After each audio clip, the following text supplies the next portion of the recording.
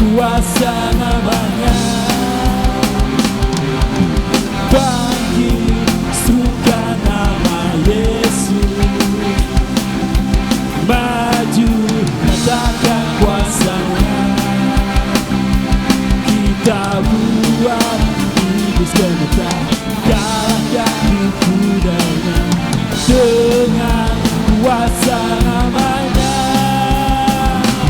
nama Yesus menarik kuat, nama Yesus kota benteng yang teguh, nama Yesus kalahkan semua musuh, nama Yesus di atas jalannya.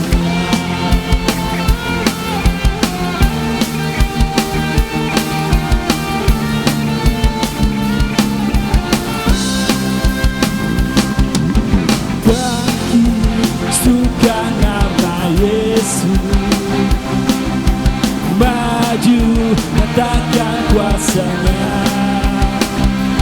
kita buat iblis gemetar, kalahkan tipu daya dengan kuasa namanya, nama Yesus menarik kuat, nama Yesus kota benteng yang teguh, nama Yesus kalahkan semua musuh, nama Yesus di atas jalannya,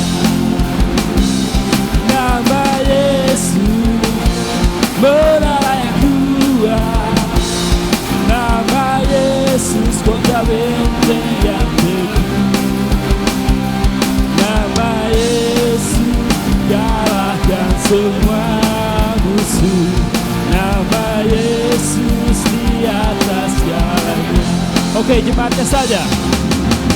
Yesus menarik kuat, nama Yesus kota benteng yang teguh, nama Yesus kalahkan semua musuh, nama Yesus di atas jalannya,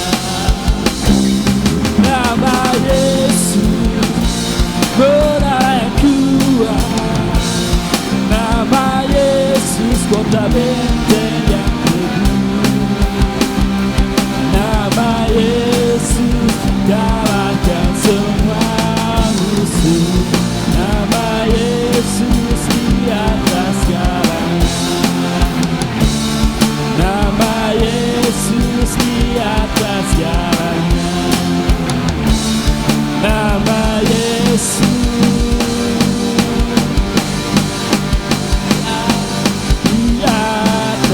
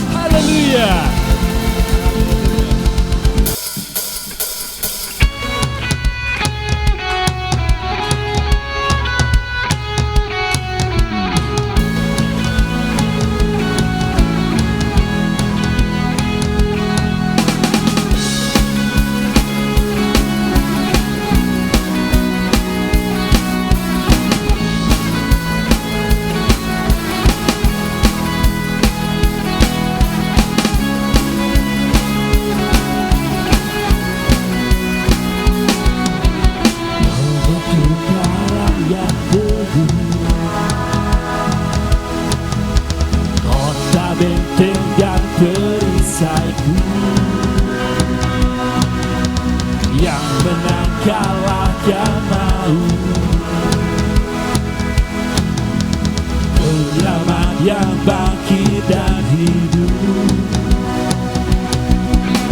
Haleluya, haleluya, Engkau mulia.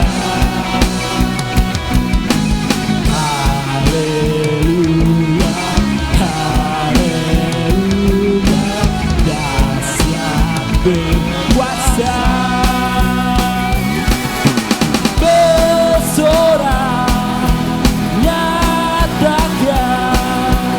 Yesus kaulah Tuhan, hanya pemenang.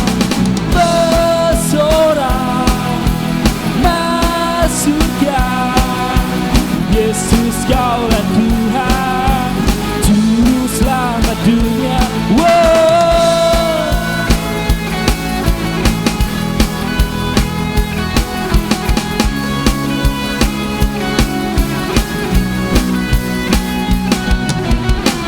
Yesus batu penjuru,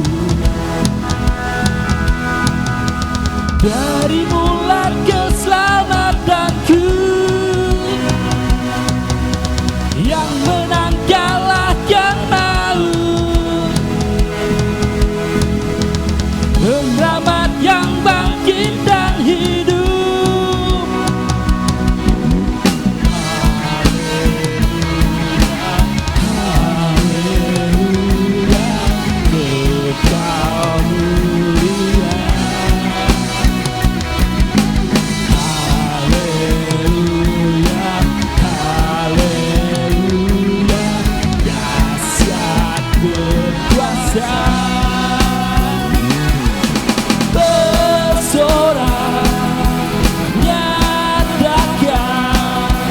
Yesus kaulah Tuhan, Kau Raja pemenang.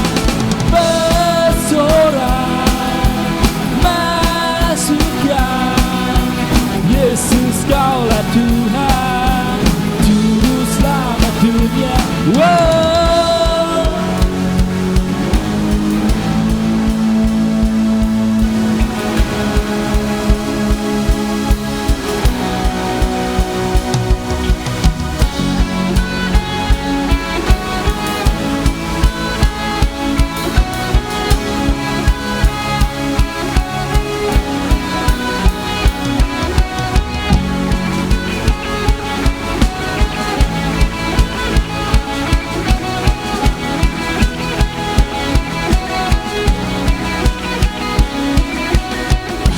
Yang perkasa, megah dan berjaya, Yesus Tuhan, Yesus Tuhan, tempat perlindungan, gunung pertahanan, Yesus Tuhan, Yesus Tuhan, agung dan perkasa, megah dan berjaya, Yesus Tuhan, Yesus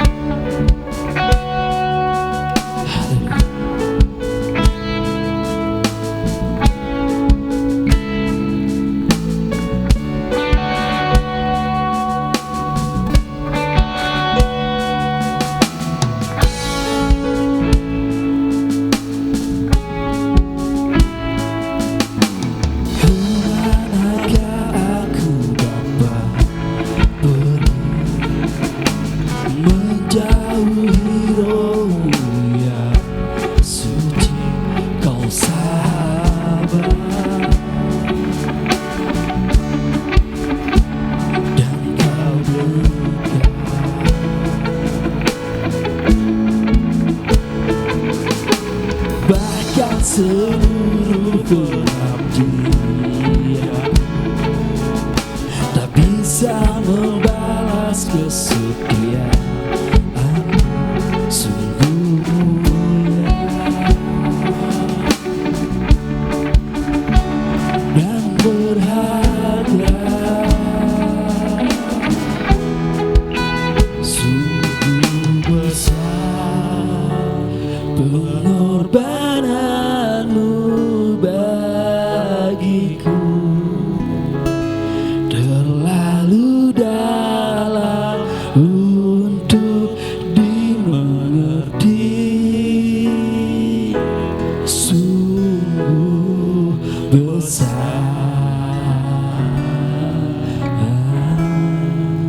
sungguh indah yang kau pikirkan tentangku,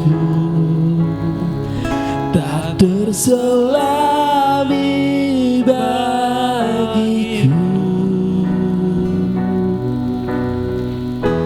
Sungguh indah. Jemaat, mari kita bangkit berdiri. Kita akan menyanyikan bersama-sama lagi. Kemanakah aku dapat pergi, menjauhi rohmu yang suci, kau sahabat. Yes, katakan. Dan kau lekat,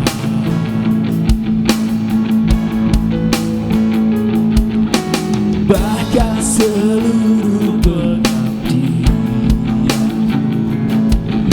tak bisa membalas kesetiaan sungguh mulia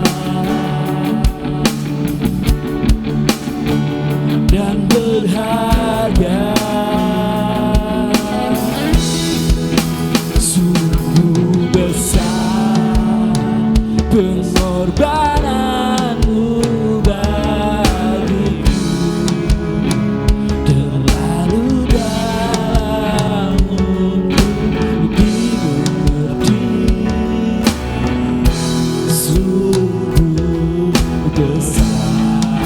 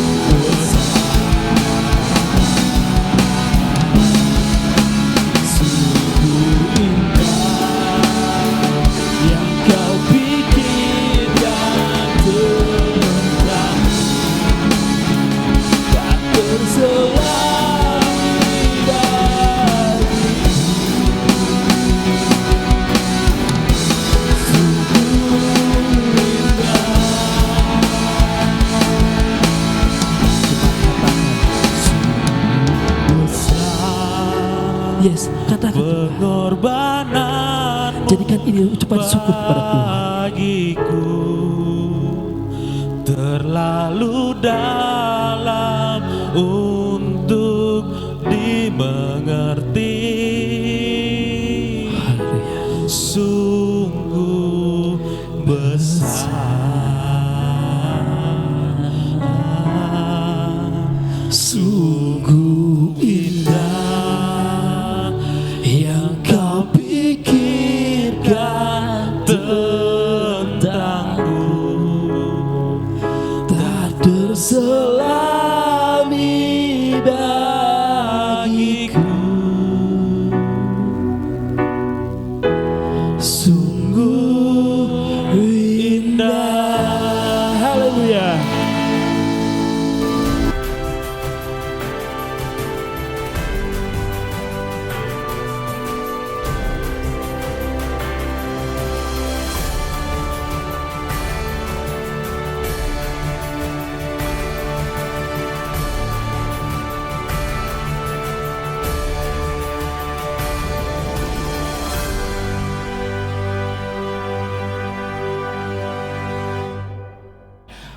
Bapak Ibu Saudara-saudari, masih melanjutkan tema yang sama di sepanjang bulan ini, yakni tuning in atau bagaimana mendengar tuntunan Tuhan.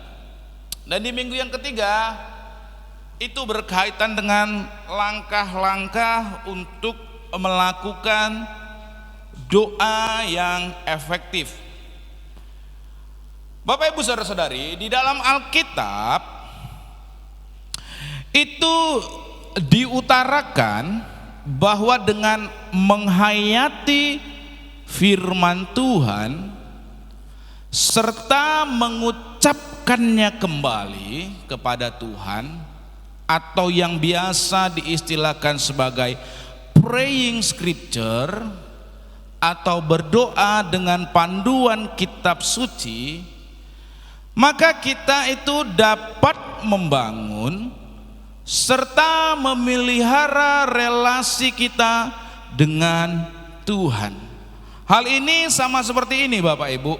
Saya itu beberapa kali dalam kesempatan mengatakan bahwa bukan hanya masalah yang sering menjauhkan pribadi itu dari Tuhan, tapi juga seringkali itu berkat menjauhkan seseorang itu atau pribadi tersebut dari Tuhan.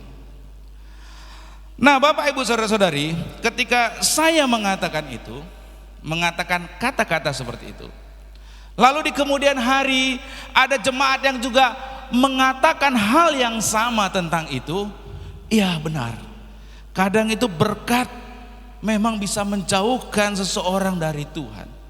Maka secara batiniah orang tersebut dengan saya sedang membangun satu relasi. Kenapa? Karena apa yang saya katakan, ia hayati, ia terima, dan kemudian ia perkatakan lagi.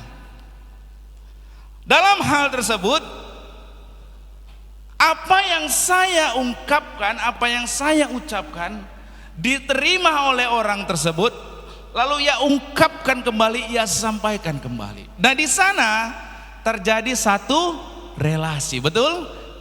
Karena kalau orang tersebut tidak menerima, pasti dia tidak akan mengatakannya. Betul kan Bapak Ibu? Dalam hal tersebut terbangun satu relasi batinnya, apa yang saya katakan dikonfirmasi oleh orang tersebut dan dia mengucapkan kembali perkataan tersebut. Nah hal yang sama Bapak Ibu, ketika kita menghayati firman Tuhan dan memperkatakan kembali firman tersebut, kita itu dapat membangun serta memelihara relasi kita dengan Tuhan. Makanya kalau ada orang yang sering berkata, ngomongnya firman Tuhan, perkatakan firman Tuhan. Kenapa? Ketika engkau memperkatakan firman Tuhan, engkau sedang menghayati firman tersebut dan engkau sedang memperkatakan kembali perkataan firman Tuhan itu kepada Tuhan dengan penuh keyakinan. Semisal nih Bu Yustinop seringkali bilang, kalau kamu ada masalah, perkatakan firman, pencobaan-pencobaan yang kamu alami adalah pencobaan-pencobaan yang biasa, yang tidak melampaui kekuatan.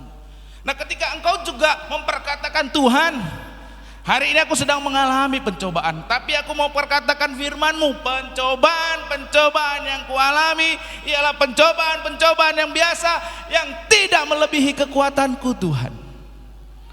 Di situ Anda sedang membangun keakraban dengan Tuhan. Amin. Saudara sedang membangun satu relasi dengan Tuhan.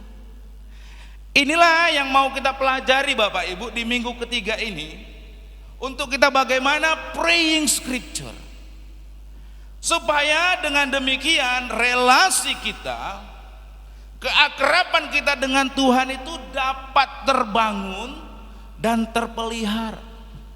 Kenapa? Karena relasi dengan Tuhan itu sangat penting.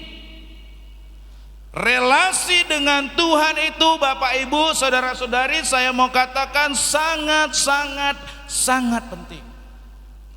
Itu sebabnya di sepanjang 2 bulan yang telah kita lewati, kita selalu berbicara tentang relasi dengan Tuhan, keakraban dengan Tuhan.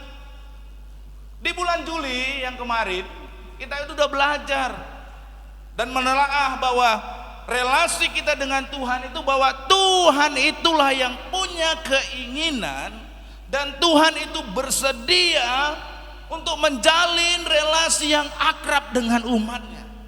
Inisiatifnya itu dari Tuhan.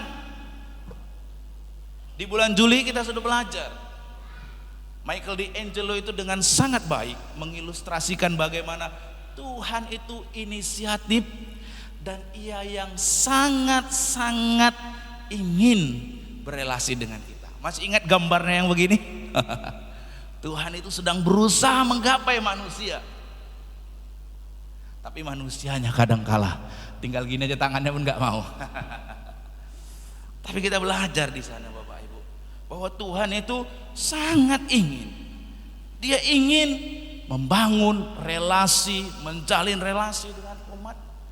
Dan di bulan ini Bapak Ibu, kita belajar, kita melihat dan menelaahnya dari sudut tindakan atau praktika atau praktek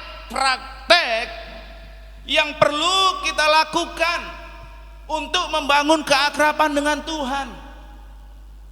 Di 2 minggu yang lewat kita telah mempelajari praktek, artinya ini saudara bisa lakukan. Yang pertama, saudara kalau masih ingat, yaitu dengan melakukan keheningan dan kesendirian, atau silent and solitude secara berkala. Kalau saudara masih ingat bahwa Yesus pun di dalam menjalin relasi yang akrab dengan Bapa, Ia itu pergi ke tempat yang terpencil, sunyi, dan Ia pergi beramai-ramai. Apa saudara? Pergi apa? Seorang diri. Di situ kita belajar tentang keheningan dan juga kesendirian. Di minggu yang pertama kita perlu, untuk kita akrab dengan Tuhan, kita perlu menyediakan waktu yang sesuai. Tidak akan mungkin kita menjadi akrab dengan Tuhan kalau waktu kita berdoa hanya doa makan. Tuhan berkati makanan ini, amin. Itu sama kayak saudara bertemu istri saudara, "Mah, aku mau makan." Silakan, siapkan makanan. Habis itu nggak pernah ngobrol lagi. Akrab nggak suami istri? Akrab tidak? Diperlukan waktu yang sesuai. Yang kemudian kita belajar diperlukan tempat yang sesuai. Tempat yang sesuai yang dimaksudkan adalah kenapa Yesus kok pergi seorang diri dan Dia pergi ke tempat yang terpencil. Kenapa? Supaya Yesus itu bisa dapat berdoa, berhubungan dengan Allah Bapa tanpa diganggu oleh seorang pun. Kenapa kita perlu berdoa di tempat yang sesuai, supaya kita tuh tidak diganggu ketika kita beribadah, sedang membangun relasi yang akrab dengan Tuhan. di tempat yang sesuai. Bukan berarti saudara nggak boleh berdoa di tengah keramaian, boleh-boleh saja. Tetapi cenderungnya kalau kita berdoa di tengah keramaian, konsentrasi kita buyar, betul? Apalagi dengar orang sih ngomong, udah langsung lagi ngomong teralihkan. Nah, yang kemudian kita belajar juga tentang keheningan, tentang silent and solitude. Kita itu perlu yang namanya keadaan hati yang sesuai. Kenapa? Jangan engkau sedang berdoa, tapi pikiranmu dan hatimu sedang memikirkan perkara-perkara yang lain. Sedang berdoa. Tiba-tiba jemuranku tadi udah aku ambil belum ya tadi? Sebentar lagi mau hujan. Atau sedang berdoa, tetapi pikirannya sedang melantur kemana-mana. Itu tidak akan bisa membuat kita akrab dengan Tuhan. Oleh karenanya, kita perlu keheningan dan kesendirian, atau silent and solitude. Saudara tidak akan pernah menjadi akrab dengan Tuhan kalau saudara tidak pernah membangun relasi dengan seperti ini, saudara. Kalau saudara hanya doa makan, doa pas ibadah minggu, dipastikan saudara, kita tidak akan bisa punya relasi yang akrab dengan Tuhan. Yang kedua, kita belajar itu prakteknya gimana untuk bisa silent and solitude tadi. Apa yang perlu kita lakukan? Yang perlu kita lakukan, kita juga harus mengatasi distraksi atau distraction. Gimana Pak cara supaya kita dapat mengalahkan distraksi? Yang pertama kemarin sudah dijelaskan oleh Pastor Jamie, yaitu menempatkan ibadah kepada Tuhan sebagai prioritas. Prioritas itu berbicara mana yang lebih utama. Kalau ibadah engkau tempatkan di urutan yang kelima, jalan-jalan, main-main urutan satu, engkau pasti melakukan mana yang lebih utama. Pasti jalan-jalan atau yang lain.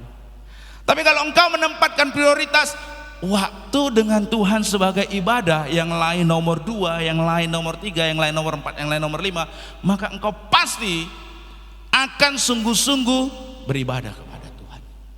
Amin. Kemarin pendeta Jamie itu bagus sekali tuh tentang 1, 2, 3, 4, 5. Ditanya mana duluan yang kita kerjakan. Itu menunjukkan mana yang lebih prioritas. Supaya kita dapat mengatasi distraksi itu, prioritas kita itu adalah menempatkan ibadah kepada Tuhan sebagai yang utama. Nah, orang Kristen ngakunya Kristen, tapi ibadah kepada Tuhan itu dia tempatkan di paling akhir kalau bisa. Ngakunya orang Kristen tapi ibadah itu ditempatkan yang paling pojok, yang nggak penting, yang kalau udah terdesak, yang kalau udah nggak ada jalan, yang kalau gimana tuh baru. Nah, yang kalau yang seperti itu kita tidak akan pernah bisa tambah akrab dengan Tuhan. Dan yang kedua, kemarin pendeta Jamie sampaikan untuk tidak membiarkan kesibukan membuat kita lalai beribadah kepada Tuhan. Sama seperti apa? Marta, dia sibuk sekali untuk mempersiapkan ini dan itu, sementara yang tujuannya itu Yesus yang hadir di situ, gara-gara dia sibuk dia abaikan. Bukankah seringkali kita seperti itu Bapak Ibu? Nampaknya kita sibuk sana sini, ya kan? Kita melalaikan ibadah kepada Tuhan. Betul atau betul? Betul atau betul? Betul atau betul? Kita sibuk. Martin Luther itu bilang kemarin, kalau kita terlalu sibuk, jam kita berdoa pun pasti tidak ada. Betul, memang kenyataan, ya kan? Kita terlalu sibuk, beribadah pun tidak bisa lagi. Dan pertanyaannya terkadang sibuk kita produktif atau sibuk tak produktif. Kalau kita sibuk tapi produktif, ya puji Tuhan. Tapi seringkali kita menjadi sibuk tapi sibuk dengan hal-hal yang tak menghasilkan apapun. Haleluya. Kalau sibuknya produktif, puji Tuhan. Dan yang ketiga, kemarin kita belajar untuk kita bisa mengatasi distraksinya itu ketika beribadah kepada Tuhan, bukan berbicara tentang dirimu sendiri saja. Kebanyakan orang ketika datang kepada Tuhan hanya dengan satu kepentingan. Apa? Dirinya sendiri. Sehingga di dalam doanya dia berkata, Tuhan berkatilah aku, Tuhan aku ingin ini, Tuhan jadikan ini. Betul? Yang kemarin want, have, to do, ya kan? Supaya ya Tuhan, aku Tuhan ingin itu. Ya Tuhan, aku pengen miliki ini. Ya Tuhan, tolong Engkau lakukan ini. Ketika kita berdoa dengan seperti itu, yang fokusnya bukan kepada Tuhan tapi kepada diri sendiri, itulah yang seringkali menjadi distraksi. Kita tidak bisa membangun keakraban dengan Tuhan karena orientasinya, fokusnya kepada diri saya. Sehingga kalau doanya tidak dijawab, keinginannya tidak diberi, apa yang dia ingin miliki tidak diberikan, menjadi kecewa. Kenapa? Orientasinya saya. Makanya kemarin Pastor Jamie bagus sekali menerangkan tentang doa Bapa kami. Bapa kami yang di surga, datanglah kerajaanmu, jadilah kehendakku. Apa saudara? Jadilah kehendakku atau kehendakmu? Jadilah kehendakku apa kehendakmu? Itu artinya kemarin Pendeta Jamie sampaikan hal-hal rohani dulu yang di atas saudara, baru hal-hal jasmani kita. Betul? Berikanlah kami pada hari ini makanan kami yang secukupnya, ampuni. Itu kebutuhan kita, tetapi yang paling pertama dulu fokusnya siapa? Tuhan, datanglah kerajaanmu, jadilah kehendakmu. Jadi di dalam membangun relasi dengan Tuhan, jangan berorientasi hanya pada diri saya sendiri, keinginan saya, apa yang saya harus miliki, dan apa yang Tuhan harus lakukan. Kalau Tuhan tidak lakukan, saya tidak mau. Kalau Tuhan tidak kasih, saya tidak mau. Itulah distraksi kita yang sering kali kita sulit untuk menjadi akrab dengan Tuhan, karena orientasinya, fokusnya kepada diri kita sendiri. Dan yang ketiga, kita belajar hari ini Bapak Ibu, bagaimana kita untuk bisa lebih akrab dengan Tuhan, yaitu kita berdoa dengan panduan kitab suci atau praying scripture. Katakan bersama dengan saya, praying scripture. Berdoa dengan panduan kitab suci. Praktek ini kita lakukan dengan apa?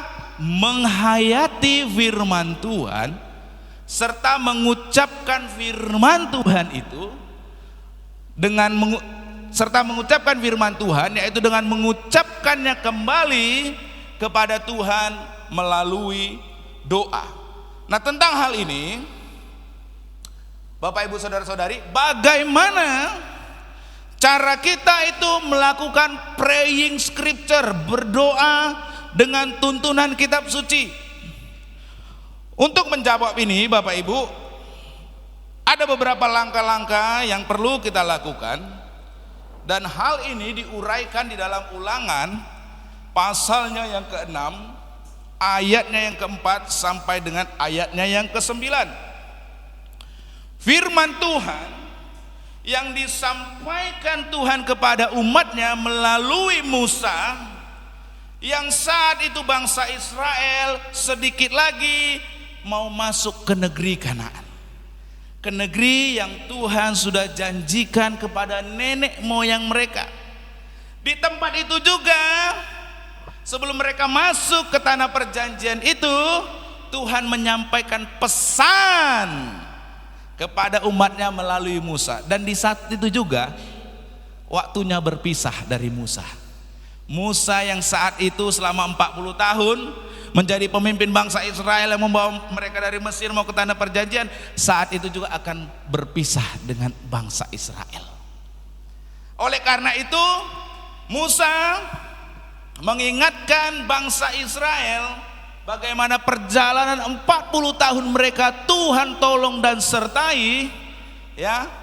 Dan juga di ayat itu, di dalam Ulangan ini Bapak Ibu saudara-saudari, pesan-pesan penting yang Tuhan mau supaya bangsa Israel ingat dicatat di sini saudara. Itu sebabnya namanya kitab Ulangan, menceritakan ulang peristiwa dari perjalanan dari Mesir sampai ke negeri Kanaan. Dan di sini Tuhan melalui Musa menyampaikan pesan-pesan yang sangat penting yang harus diingat oleh bangsa Israel. Nah, mari kita membacanya. Ulangan pasal yang ke-6 ayat yang ke-4 sampai dengan ayatnya yang ke-9. Kita terlebih dahulu membaca ayat yang ke-4 sampai dengan ayatnya yang ke-5. Dengarlah hai orang Israel, Tuhan Allah kita, Tuhan itu Esa. Kasihilah Tuhan Allahmu dengan segenap hatimu dan dengan segenap jiwamu dan dengan segenap kekuatanmu. Seperti yang tadi sudah diutarakan Bapak Ibu, Ulangan pasal yang ke-6 ayatnya yang ke-4 dan ke-5 ini merupakan suatu ayat yang sangat penting Bapak Ibu saudara-saudari. Karena di dalam dua ayat ini terkandung perintah Tuhan, ya, perintah yang sangat penting, sehingga di kedua ayat ini Bapak Ibu saudara-saudari, pesan yang sangat penting ini bagi orang Israel.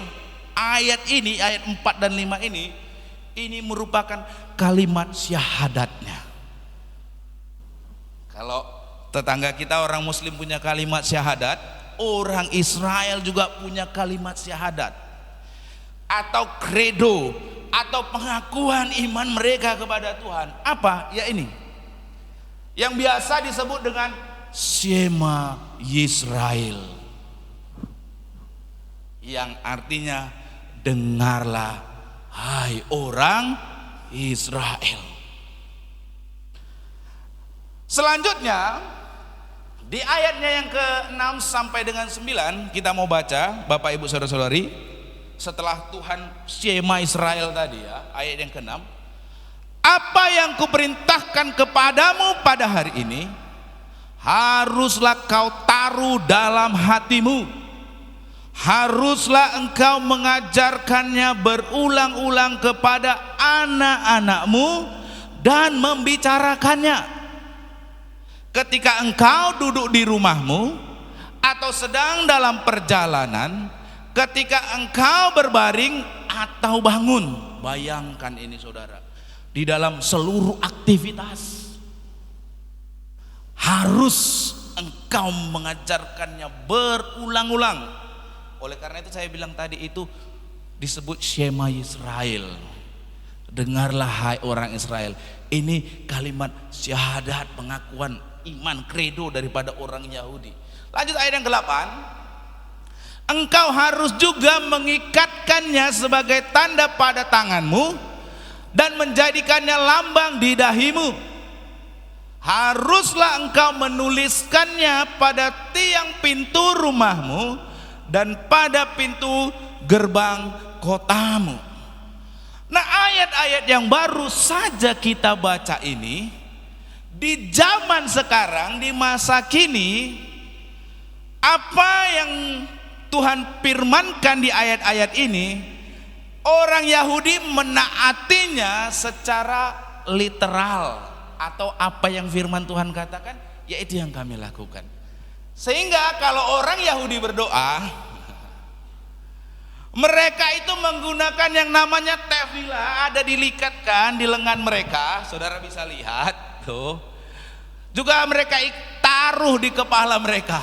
Mereka persis letterlek apa yang Tuhan firmankan dalam Ulangan 6 ayat 4 sampai 9. Orang Yahudi memahaminya benar-benar literal. Ya begitu. Mereka itu tuh ada tefilah. Tefilah ini kotak hitam yang terbuat dari kulit. Di dalamnya itu berisi gulungan-gulungan kecil kitab suci.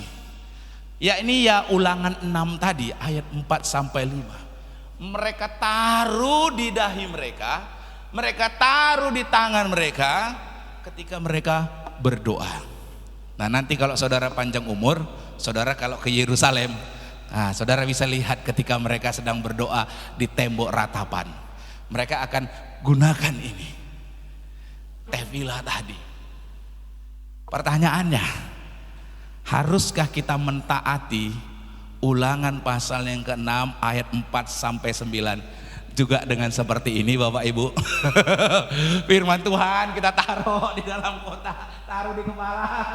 Firman Tuhan dalam kotak, taruh di tangan, lalu Anda berdoa. Apakah kita harus seperti itu lalu kita pergi ke tembok ratapan di Yerusalem? Tidak Bapak Ibu. Amin. Kita bisa melakukannya dengan apa? Berdoa sesuai dengan tuntunan atau panduan kitab suci. Kita dapat melakukan praying scripture tidak usah seperti orang Yahudi. Kita dapat melakukannya cukup dengan berdoa dengan panduan kitab suci. Nah Bapak Ibu saudara-saudari, untuk itu kita perlu menerapkannya ini. Dan berdasarkan ayat-ayat yang sudah kita baca tadi Bapak Ibu, kita dapat menyimpulkan supaya kita bisa melakukan praying scripture. Saudara tidak perlu seperti orang Yahudi yang taruh ayat-ayat firman Tuhan itu di kepala, taruh di tangan lalu berdoa. Kita cukup dengan melakukannya dengan praying scripture. Dari sini, dari ayat-ayat yang firman Tuhan yang kita baca, ada beberapa langkah yang bisa kita lakukan untuk praying scripture atau berdoa sesuai dengan panduan kitab suci. Yang pertama, langkah-langkah berdoa dengan tuntunan kitab suci apa? Bacalah firman Tuhan. Katakan bersama dengan saya, bacalah firman Tuhan. Senggol kanan kiri saudara keras bilang, bacalah firman Tuhan. Bacalah firman Tuhan. Saudara mau pilih mana? Pakai tefila kayak gitu kemana-mana? Atau saudara cukup baca firman Tuhan? Kalau mau saudara itu lakukan tuh, diterjemahkan letterlek bener itu. Taruh di kepalanya, kitab-kitab sucinya, taruh di tangannya, berdoa kemana-mana begitu. Anda mau? Oleh karena itu saudara, kita cukup melakukan praying scripture, berdoa sesuai dengan tuntunan kitab suci. Tentu langkah yang pertama adalah bacalah firman Tuhan. Di Ulangan 6 ayat 4 tadi dikatakan, dengarlah hai orang Israel. Artinya pada waktu itu umat Tuhan diminta untuk mendengarkan firman Tuhan yang disampaikan secara lisan oleh Musa.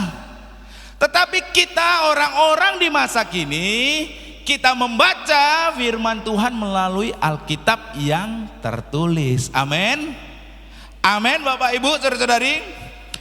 Dan untuk ini Bapak Ibu, di dalam hal ini yaitu firman Tuhan yang saudara bisa pilih untuk menjadi penuntun saudara dalam berdoa. Nah untuk tahap awal, saudara itu dapat berdoa dengan tuntunan dari ayat-ayat dalam kitab Mazmur. Ya. Karena kitab Mazmur merupakan kitab yang berisi pujian dan doa kepada Tuhan, sehingga kitab ini merupakan penolong yang sangat efektif untuk mengetahui pokok-pokok doa yang perlu saudara doakan. Bapak Ibu, saudara-saudari, tentang hal ini Dietrich Bonhoeffer, ya, seorang hamba Tuhan yang sangat berpengaruh, dalam bukunya The Psalm, Prayer Book of the Bible, dia mengatakan the Psalm have been given to us freely so that we can learn to pray in them in the name of Jesus Christ. Kitab Mazmur sesungguhnya diberikan kepada kita agar kita dapat belajar untuk mendoakannya di dalam nama Yesus Kristus. Jadi Bapak Ibu, untuk saudara bisa berdoa dengan panduan kitab suci, untuk langkah awal bacalah kitab-kitab Mazmur. Kenapa? Karena kitab-kitab Mazmur itu sangat baik sekali untuk bisa membimbing kita, untuk bisa menuntun kita supaya kita bisa berdoa tidak dengan pokok doa yang itu-itu saja. Haleluya, Bapak Ibu. Amin. Melalui berdoa dengan tuntunan kitab Mazmur, kita itu bisa berdoa tanpa kehabisan pokok-pokok doa. Itu tadi Bu Ani waktu praibadah, lihat Bu Ani berdoanya, bisa dia panjang seperti itu. Jangan kayak kita, Tuhan Yesus terima kasih, berkati, amin. Habis pokok doanya, habis. Mama Justin tadi juga berdoa. Kenapa? Karena kalau kita mendasarkan doa kita berdasarkan firman Tuhan, itu kaya Bapak Ibu Saudara-saudari. Lebih jauh, praying scripture itu akan membantu saudara dalam hal mengetahui pokok-pokok yang perlu didoakan. Yang kemudian juga itu akan menolong saudara untuk menjaga agar pikiran kita tidak berkelana ke sana kemari. Saudara tentu sering mengalami, bukan sekali, pasti saya bilang sering mengalami ini. Ketika berdoa 2-3 menit, setelah itu pikiran Anda mengembara entah kemana. Betul atau betul? Betul atau betul? Kalau itu yang saudara alami, saudara bukanlah sendiri. Sebab ada seorang hamba Tuhan yang sangat terkenal juga yang bernama John Piper, gembala gereja Bethlehem Baptist Church, ini penulis buku yang sangat banyak yang terkenal. Dia juga pernah mengalami itu saudara. Ketika dia berdoa, pikirannya mengembara. Oleh karena itu dia menulis seperti berikut. Jika saya berdoa untuk seseorang atau suatu peristiwa tanpa Alkitab membantu saya dalam berdoa, maka beberapa hal yang negatif itu terjadi. Salah satu hal yang negatif tersebut adalah pikiran saya cenderung mengembara. Namun Alkitab menggenggam perhatian saya karena melihat dan membacanya. Jadi praying scripture itu bukan hanya menolong saudara untuk berdoa dengan pokok doa-doa yang lebih luas lagi. Praying scripture itu juga menolong saudara supaya pikiran Anda tidak berkelana ketika sedang berdoa. Kalau berdoa tak ada pokoknya, dengarin aja. Tapi kalau saudara berdoa, baca firman Tuhan.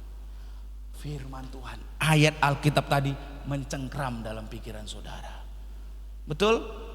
Sehingga saudara pikirannya itu fokus kepada Alkitab, apa firman yang Tuhan sampaikan.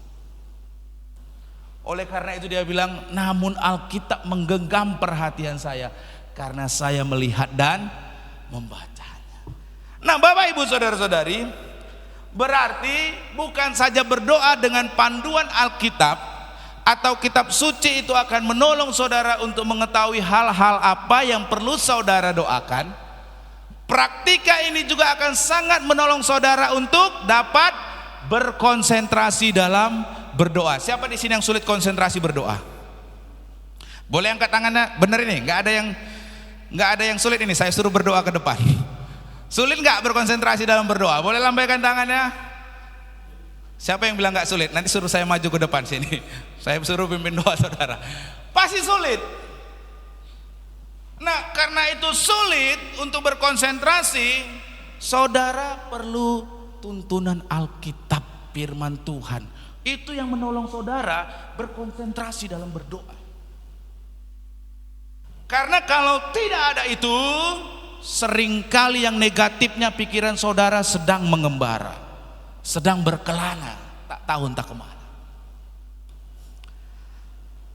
Praktika ini menolong saudara untuk berdoa dengan pokok-pokok doa yang lebih luas. Praktika ini juga menolong saudara untuk bisa konsentrasi dalam berdoa. Kenapa? Karena ayat Alkitab, tuntunan firman Tuhan itu mencengkram pikiran saudara. Yang kedua, langkah-langkah berdoa dengan tuntunan kitab suci yang kedua adalah pahamilah makna dari firman Tuhan itu. Yang kedua, pahamilah makna dari firman Tuhan itu. Jangan sampai saudara membaca firman Tuhan, saudara memahaminya berbeda, memaknainya berbeda, Alhasil saudara berdoa sesuai dengan apa yang saudara maknai, padahal yang saudara maknai itu keliru, maka doa Anda pun menjadi doa yang keliru. Kenapa? Memahaminya berbeda, memaknainya berbeda dari yang sebenarnya. Alhasil doa Anda juga menjadi doa yang keliru. Oleh karena itu perlu memahami makna dari firman Tuhan itu yang menjadi tuntunan saudara untuk saudara berdoa, praying scripture tadi. Apa yang perlu kita lakukan? Untuk itu bacalah ayat firman Tuhan yang menjadi panduan saudara dalam berdoa secara perlahan dan berulang. Siapa sini suka baca ayat firman Tuhan sekali baca selesai, lambaikan tangannya. Siapa di sini yang sekali baca langsung selesai, lambaikan tangannya. Siapa sini yang membaca firman Tuhan pelan dan berulang-ulang? Nggak ada dua-dua. Jadi yang mana ini saudara? Yang nggak pernah baca firman Tuhan berarti ini. Yang mana nih saudara? Yang mana nih? Kenapa kita tidak bisa memaknai firman Tuhan tersebut? Karena kita membaca firman Tuhan itu yang penting store, setiap hari baca Alkitab 4 pasal, store, nggak peduli yang mana isinya. Yang penting baca Alkitab 4 pasal. Kita perlu untuk membaca firman Tuhan secara perlahan dan berulang. Baca pelan-pelan, saudara nikmati. Kan sudah pernah disampaikan. Ada nggak di sini yang siapa di sini yang pernah jatuh hati, jatuh cinta? Coba lambaikan tangannya dulu. Coba ya. Oke, waktu Anda jatuh cintanya, cinta menggebu-gebu. Kalau saudara dikirimi WA atau SMS lah zaman itu, bagaimana saudara membacanya? Bagaimana saudara membacanya? Ada yang baca sekali jalan langsung selesai, pikirkan? Pasti apa? Dibaca kata-katanya. Kaulah bidadariku, kau. Itu aja dibaca berulang-ulang sampai pikirannya terbang melayang. Betul? Ayo jujur saudara, betul atau tidak? Demikian juga saudara. Firman Tuhan itu dibaca seperti itu, jangan seperti koran. Ya, bangkitlah, serukanlah namanya, dan nyatakanlah kuasanya. Tidak ada saudara memaknai apapun. Baca firman Tuhan sama seperti saudara membaca surat cinta. Anda akan membacanya dengan perlahan dan memaknainya dengan sungguh-sungguh. Ada nggak yang dulu waktu lagi-lagi jatuh cintanya gitu, di WA-in gitu dengan kata-kata yang manis, ada nggak yang bilang, gombal ini, ada nggak? Nggak ada saudara. Yang ada saudara udah terbang melayang saudara. Nggak ada yang gitu. Demikian juga Bapak Ibu, ya. Untuk bisa kita memaknai firman Tuhan itu dengan baik dan benar, baca secara perlahan dan berulang. Yang kemudian setelah itu mintalah Roh Kudus untuk menolong saudara, untuk bisa saudara dapat memaknai firman Tuhan yang saudara baca dengan benar. Sarannya adalah bacalah ayat tersebut 2-4 kali sambil meresapkan firman Tuhan itu di dalam hati saudara. Baca 2-4 kali saudara, sambil meresapkan firman itu di dalam hati saudara. Dengan membaca secara perlahan dan berulang, agar dapat memahami dan meresapi maksud dari firman Tuhan yang menjadi panduan dalam berdoa, maka saudara akan ditolong untuk menghayati firman Tuhan tersebut. Kalau saudara nanti tes ini pulang dari tempat ini, saudara baca Mazmur 23 ayatnya yang pertama sampai dengan yang terakhir, saudara bacalah dengan perlahan-lahan dan berulang-ulang. Saudara akan menikmati sekali kata-kata yang indah di sana tentang janji Tuhan. Tuhan adalah gembalaku, takkan kekurangan aku. Kalau saudara membaca itu berulang-ulang, saudara meresapinya, saudara merenungkannya, indah sekali firman Tuhan itu, saudara. Coba nanti pulang dari tempat ini. Oh ya, kata Pak Stephen, baca perlahan-lahan, baca berulang. Terus berdoalah saudara sesuai dengan apa yang dikatakan di dalam Mazmur 23 itu. Saudara luar biasa bahagia. Saudara dalam berdoa, Tuhan, di dalam firman-Mu Engkau berkata, Engkau membaringkan aku di padang rumput yang hijau. Tuhan, firman-Mu berkata, Engkau menyegarkan jiwaku.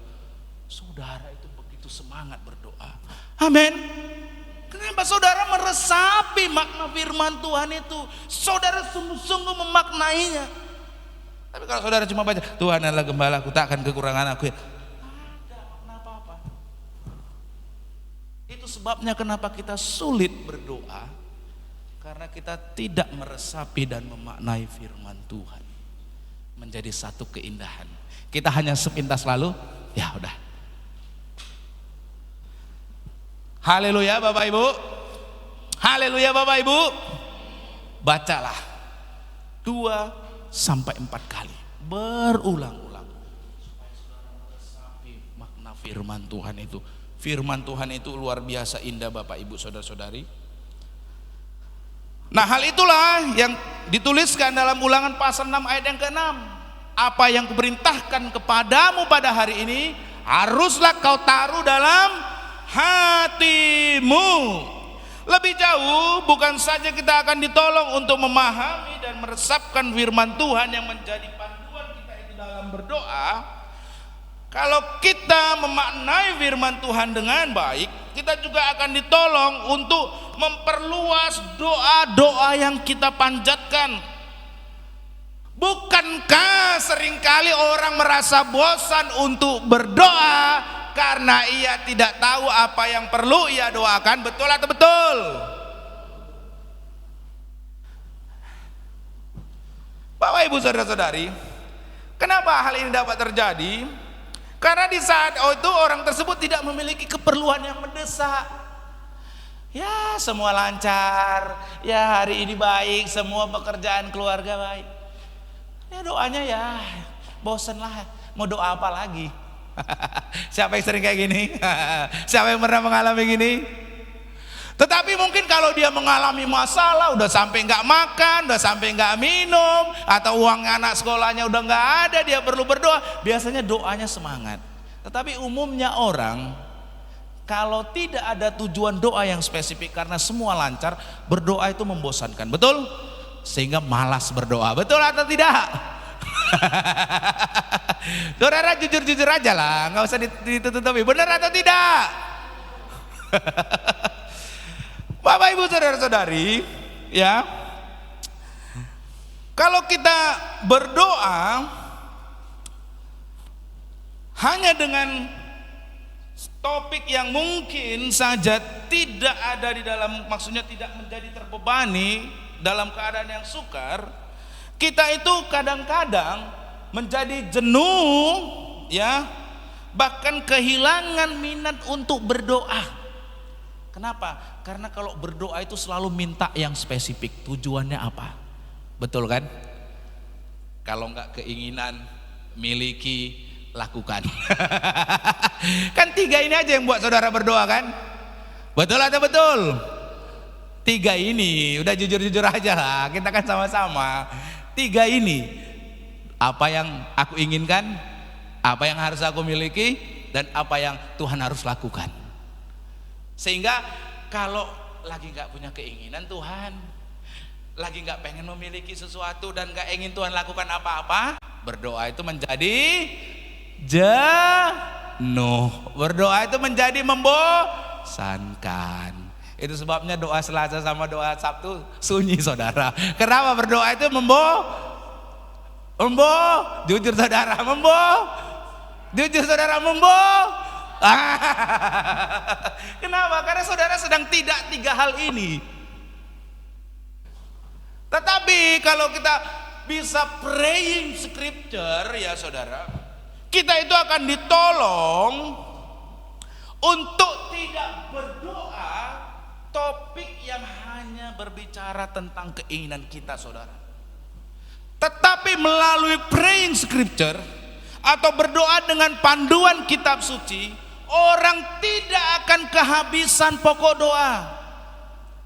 Sebab isi Alkitab itu adalah sangat kaya, sehingga pokok doa yang digali berdasarkan isi Alkitab juga akan sangat kaya. Kita akan menerapkan itu di dalam doa setiap Sabtu pagi. Doa praying scripture. Kita berdoa enggak untuk doa kepentingan diri kita lagi, tapi kita berdoa sesuai dengan pokok doa melalui firman yang Tuhan sampaikan, supaya pokok doanya tidak berbicara tentang apa yang aku inginkan, apa yang aku miliki, dan apa yang Tuhan harus lakukan. Tetapi kita memperluas pokok doa itu dengan apa?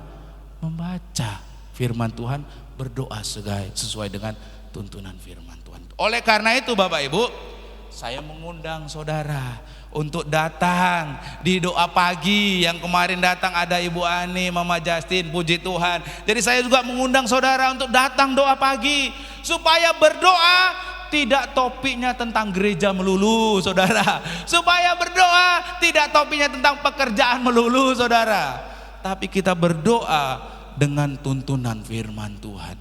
Kita berdoa menjadi sangat kaya. Amin.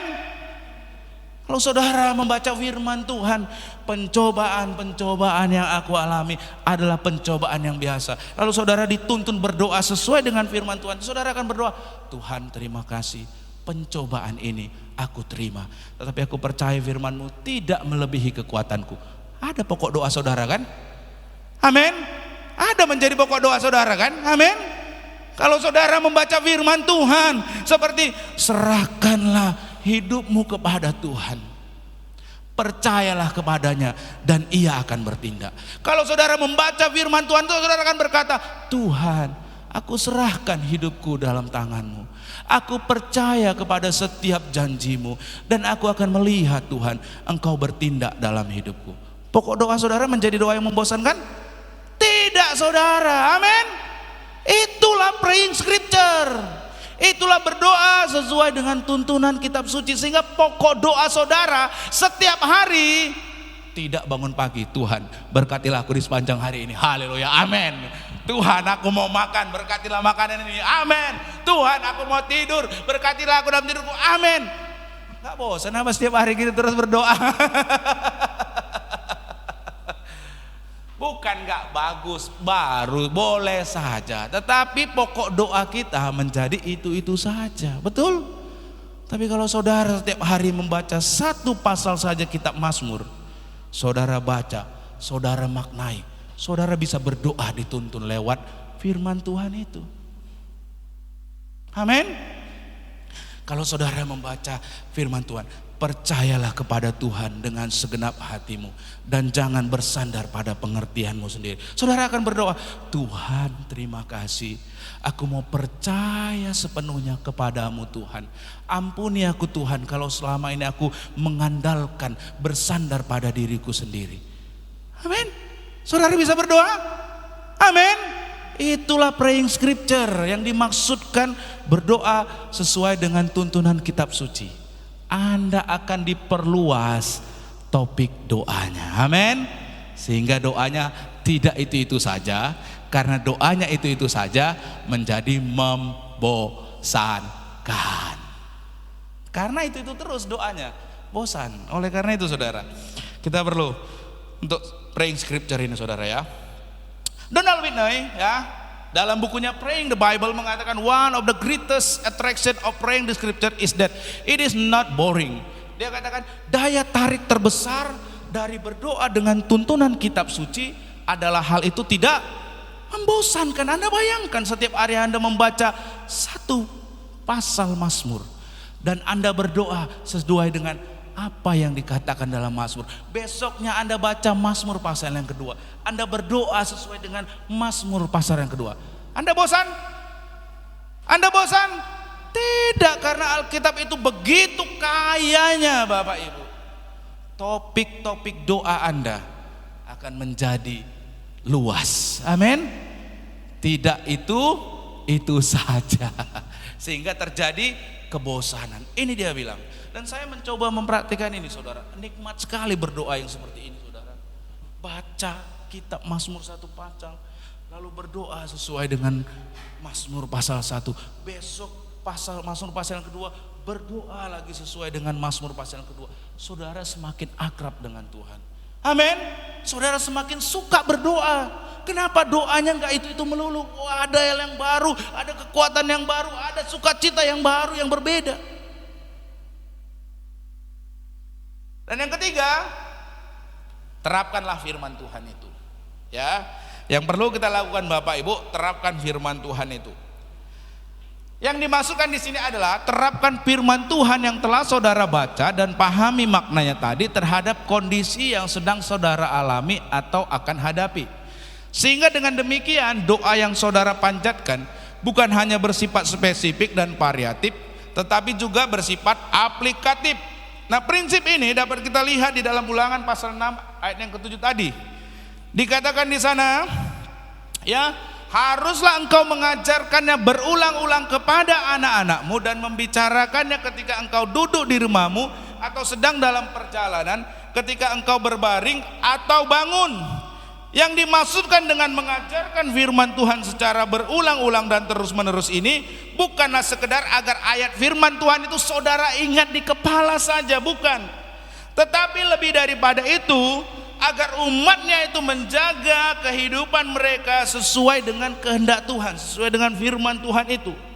Sebab firman Tuhan itu merupakan ungkapan daripada kehendaknya.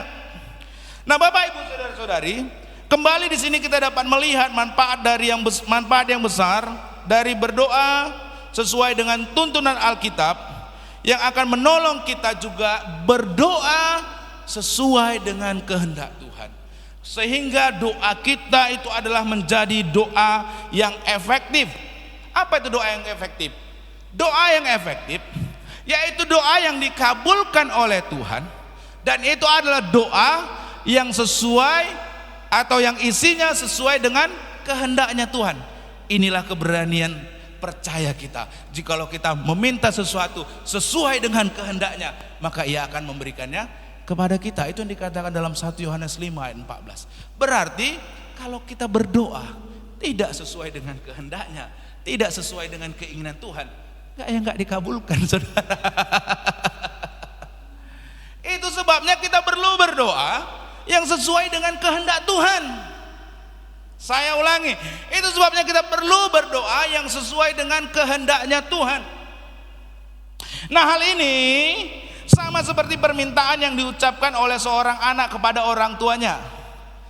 Permintaan yang selaras dengan apa yang dikatakan oleh orang tuanya kepada dirinya. Seperti misalnya begini, ya, nak, kamu harus belajar dengan rajin, kata ayahnya kepada anaknya. Si anak menanggapi perkataan ayahnya tadi, "Iya, aku ingin belajar dengan rajin. Untuk itu aku memerlukan lampu baca supaya di malam hari aku dapat belajar dengan baik." Saudara perhatikan, ayahnya memberikan nasihat kepada anaknya. Dan anaknya itu meresponi nasihat tersebut dengan berkata juga, "Iya, aku ingin belajar." Tetapi dia juga menyampaikan kebutuhannya yang sesuai dengan keinginan dari sang ayah. Ya kan? Dia sampaikan, dia memang mengikuti nasihat tersebut, memperkatakan nasihat itu. Tapi kemudian dia sampaikan need-nya, kebutuhannya. Aku ingin belajar dengan rajin untuk itu. Iya, aku ingin belajar. Untuk itu aku perlu lampu baca supaya di malam hari aku dapat belajar dengan baik. Kalau kira-kira begitu, apa jawaban daripada sang ayah? Kalau anaknya meminta gini, apa jawaban dari sang ayah? Kalau Anda jadi seorang ayah, apa yang Anda katakan kepada anak Anda? Besok juga saya akan belikan kamu lampu baca. Kenapa? Karena apa yang dia minta sesuai dengan kehendak bapaknya. Betul? Demikian juga dengan kita, Bapak Ibu. Untuk kita berdoa, kita perlu tuntunan firman Tuhan. Itulah kehendak Tuhan. Dan ketika kita menerima tuntunan itu, bersamaan dengan tuntunan itu, kita sampaikan kebutuhan kita yang sesuai dengan tuntunan itu. Amin. Sehingga doa-doa kita akan menjadi doa yang efektif. Haleluya Bapak Ibu. Saudara paham ini saudara. Kalau saudara berdoa, Tuhan jadikanlah aku alatmu ya Tuhan, untuk memberkati orang-orang atau bangsa-bangsa. Kan Tuhan bilang kan engkau harus jadi berkat kan? Betul kan? Firman Tuhan kan harus menjadi terang dan garam. Kalau engkau berdoanya seperti itu, Tuhan kabulkan enggak? Tuhan kabulkan. Karena apa? Itu ya sesuai dengan kehendak Tuhan. Tapi kalau engkau sampaikan, Tuhan, aku memang mau menjadi berkat. Oleh karena itu ya Tuhan, pekerjaan yang sekarang kulakukan ini, berkati Tuhan supaya aku bisa jadi berkat. Tuhan berkati enggak saudara? Kenapa? Karena Anda berdoa sesuai dengan tuntunannya. Amin. Tapi kalau saudara berdoa, Tuhan bilang hidupmu harus menjadi berkat, tapi Anda selalu berdoa, Tuhan aku pengen kaya. Ya Tuhan tanya lagi, kalau pengen kaya mau ngapa? Ya pokoknya pengen kaya aja. Ya itu bertentangan dengan kehendak Tuhan. Amin. Ya doa yang seperti itu gak akan menjadi doa yang efektif. Haleluya. Saudara memahami tentang hal ini Bapak Ibu. Amin. Oleh karena itu, itulah manfaat yang sangat penting dari berdoa dengan panduan kitab suci Alkitab. Saya yakin kalau saudara membaca Alkitab, lalu Anda berdoa dengan tuntunan Alkitab tersebut, saya percaya permintaan saudara pasti nggak ada yang aneh-aneh. Betul? Kalau saudara membaca firman Tuhan, pasti saudara nggak akan berdoa, Tuhan menangkan aku hari ini judiku. Nggak akan mungkin saudara, ya kan? Nggak akan mungkin. Saudara pasti akan berdoa sesuai dengan tuntunan kitab suci itu. Itulah doa yang pasti Tuhan akan kabulkan. Haleluya. Yang keempat, setelah Anda baca, pahami, terapkan ya.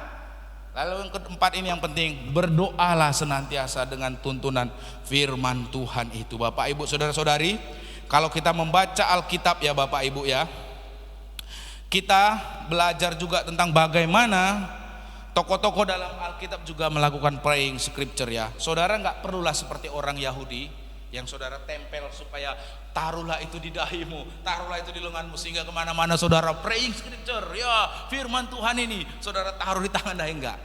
Tapi saudara bisa setiap hari melakukan praying scripture ya, dimanapun saudara berada Bapak Ibu saudara-saudari ya. Dan kalau kita membaca Alkitab ya, dalam PL saudara nanti baca ini, orang-orang Lewi juga memimpin bangsa Israel untuk berdoa dengan tuntunan kitab suci. Di dalamnya tidak kurang dari 17 ayat dari kitab suci yang dikutip dan yang menjadi dasar dari doa yang mereka panjatkan. Nanti saudara baca, ini panjang sekali ya ayatnya. Saudara baca aja nanti di rumah. Saudara akan melihat bahwa berdoa sesuai dengan tuntunan kitab suci juga dilakukan oleh orang-orang Lewi di dalam Alkitab, khususnya dalam kitab Nehemia. Yang kemudian ada enggak di dalam Alkitab Perjanjian Baru?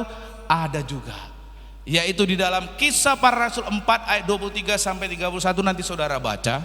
Waktu itu para murid dilarang keras untuk memberitakan Yesus. Mereka diancam. Apa yang para murid lakukan?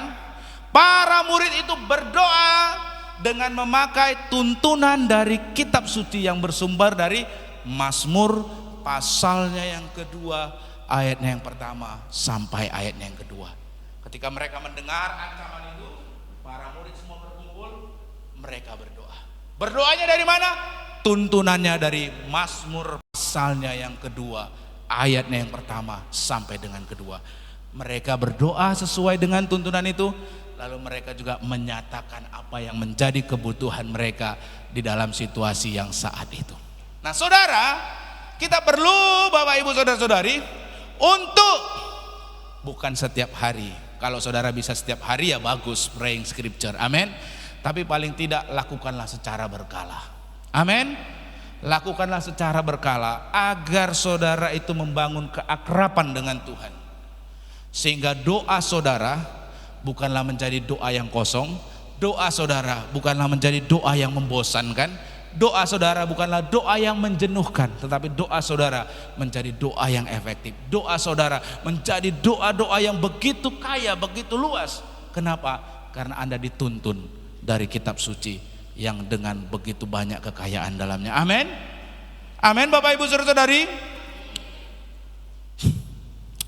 Kalau saudara,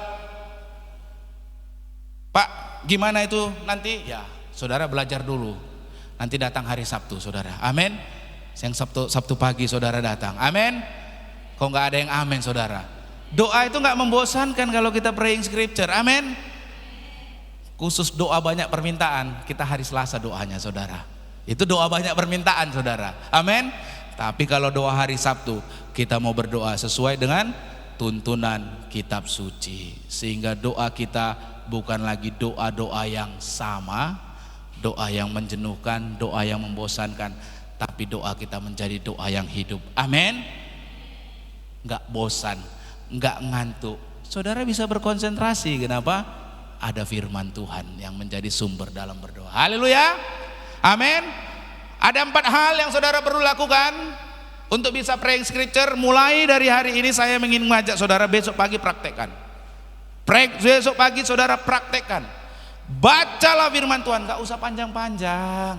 Kalau satu pasal gak bisa, 2 sampai 4 ayat saja baca. Misalnya besok tanggal berapa? Besok tanggal 21. Saudara baca Mazmur pasal yang ke-21. Baca Mazmur pasal yang ke-21. Kalau saudara gak bisa baca semua pasalnya, baca 4 ayat saja.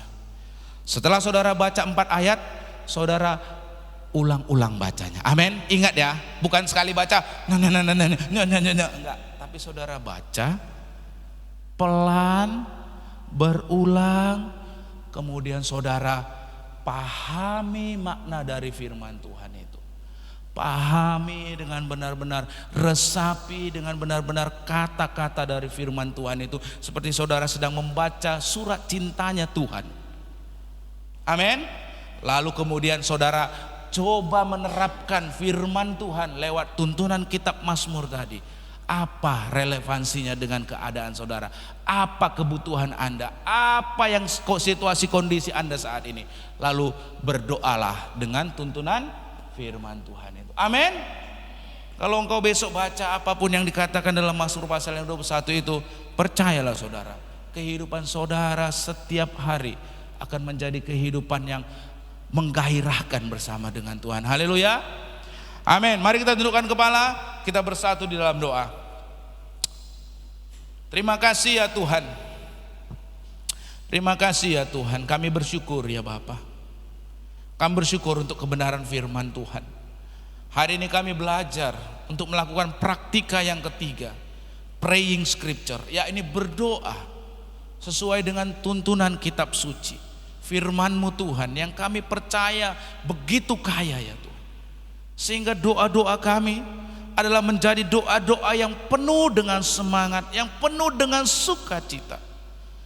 Doa-doa kami tidak lagi menjadi doa-doa yang menjenuhkan, doa-doa yang membosankan, tapi doa kami menjadi doa yang hidup, doa yang begitu menyukakan hati kami, sehingga berapa lama pun waktu berdoa kami bisa berdoa ya Tuhan, karena kami menikmati firman-Mu ya Tuhan. Biarlah setiap jemaat yang mendengar pada hari ini Tuhan, sungguh-sungguh melakukan praktika yang ketiga ini, supaya kehidupan mereka adalah kehidupan yang akrab dengan Tuhan. Kehidupan mereka senantiasa kehidupan yang memiliki hubungan yang akrab dengan Tuhan. Kami percaya Tuhan, kami sungguh percaya firman-Mu itu ya dan amin. Kami sungguh percaya Tuhan, kalau kami berdoa melandaskan doa kami berdasarkan tuntunan firman-Mu, doa kami akan menjadi doa yang efektif. Doa kami bukan lagi hanya doa yang berfokus kepada keinginan diri kami sendiri. Doa kami tidak lagi berfokus kepada orientasinya hanya pada apa yang harus Tuhan lakukan untuk diri kami pribadi. Tapi kami belajar berdoa untuk mendengar, belajar berdoa untuk mengikuti apa yang menjadi kehendak Tuhan. Karena kami tahu kehendak Tuhan pasti yang terbaik dalam hidup kami. Kehendak Tuhan tidak pernah salah, kehendak Tuhan tidak pernah keliru. Keputusan kami yang sering kali salah, tindakan kami yang sering kali keliru ya Tuhan. Oleh karena itu ya Bapa, kami mau Tuhan belajar pada hari ini ya Tuhan, untuk bisa mendengar tuntunan Tuhan, untuk bisa berjalan di dalam tuntunan Tuhan, supaya keputusan-keputusan yang kami ambil menjadi keputusan-keputusan yang mendatangkan kebahagiaan dalam hidup kami ya Tuhan. Terima kasih ya Tuhan, terima kasih untuk kebenaran firman-Mu bagi setiap kami. Di dalam nama Tuhan Yesus kami mengucap syukur dan berdoa. Haleluya, amin.